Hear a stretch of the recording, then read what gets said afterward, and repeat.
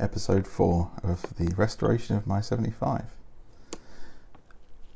In this episode, I'm looking to just try and bring back a few parts that I've taken off as part of the restoration. So I'm going to be working on this hinge here, and this is the bonnet hinge, or hood hinge if you're in the US. It's painted, looks like it's primed, and also looks like it's had some sort of electro coating because the metal looks far too good underneath to just be steel. And this is a centre brace for underneath the car. It bolts near enough the middle of the car, and also helps suspend the exhaust through these two clips I'm holding onto right now. Anyone looking to do this and use this particular paint stripper, which is Power Strip, use gloves. I ordered gloves shortly after doing this because it's pretty, I guess it's corrosive. It's an irritant and lots of nasty stuff. In fact, this stuff, when you order it, you have to tell them that you're using it in a professional outfit and that you are trained in the health and safety standards to use it and dispose of it. So yeah, bear that in mind. So this is just one side of the bonnet hinge. The other side I've already done, so I thought I'd record this one. You see that it's got two articulations. So you got this main.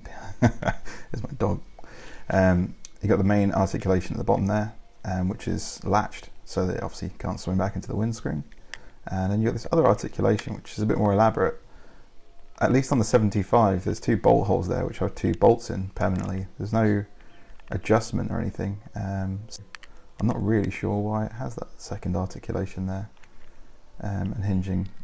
So if anyone knows, I'd gladly be informed, but I have no idea myself, so has to be a mystery in this one. So this stuff acts pretty quick. I left it out in the sun. Well, it's actually under shade, but out in the open because it doesn't smell particularly nice, and I thought I'd just leave it. I think this is left for roughly 15 minutes, although within the first 2 minutes it had started to wrinkle all the paint up, so it could have probably been abraded off with a wire brush or just water. So that's where I started. This stuff, this particular mount, isn't factory finish.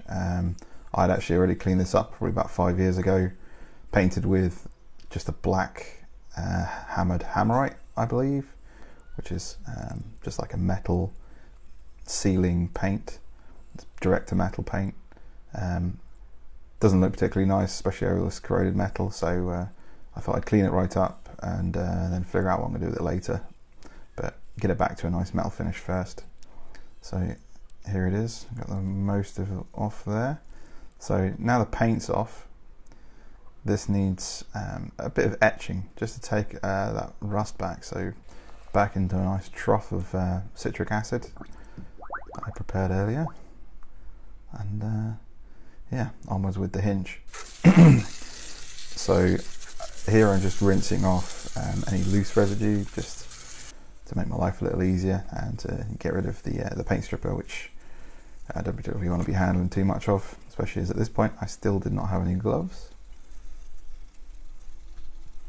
But there we have it. Obviously some fantastic camera work here, and then eventually I'll realise and reframe it for you. There we go.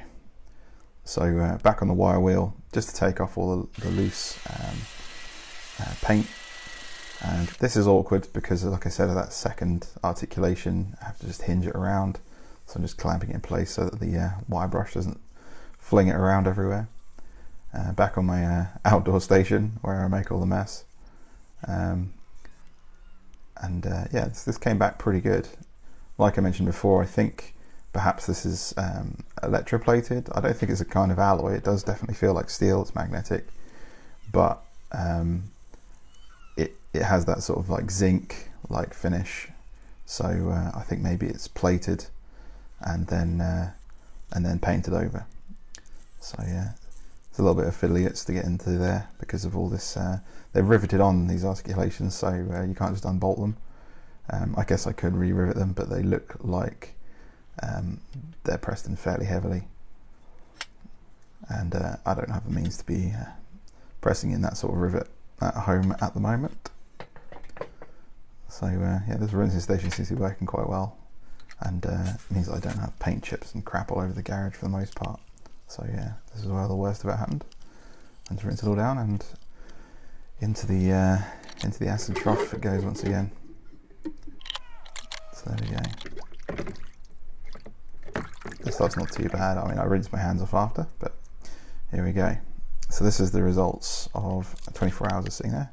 As you can see, the gloves have turned up, so no longer am I eating through the outer layer of skin on my hands.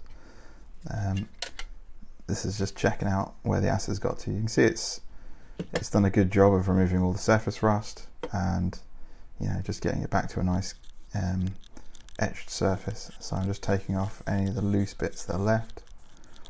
There's a few little drabs of paint around the edges that are just clinging on for dear life, so just getting that off and picking the last few bits out.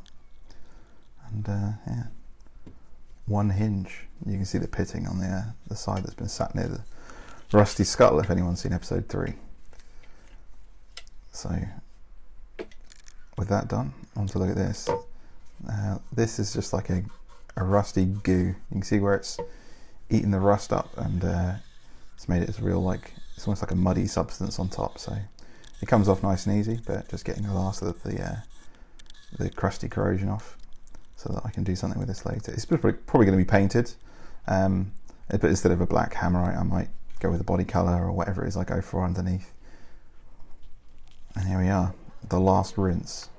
So this is just to get off any of the acid residue that's left, because obviously I haven't cleaned these back since it's sat in there, and you don't want to leave it in the acid, because it'll just form salts and things on it and potentially corrode further. So give this a good rinse off and dry with a rag. What I don't show in the videos, I put these back out in the sun, because this is still in a heat wave in the UK. So, and here we are. So that's one hinge. Here's one I prepared earlier, and there's the centre part there that hangs the exhaust. They've come back looking pretty good. I wouldn't be able to just source one of these unless it's split off of a spares car, so it's worth saving. These obviously highly specific. This one I've already pinched the rivet down, so it's nice and tight. This one's still loose, you can see that it comes past the stop there, so need to hammer that down and just pinch it up a bit before it goes back on the car. But there we go. Happy days.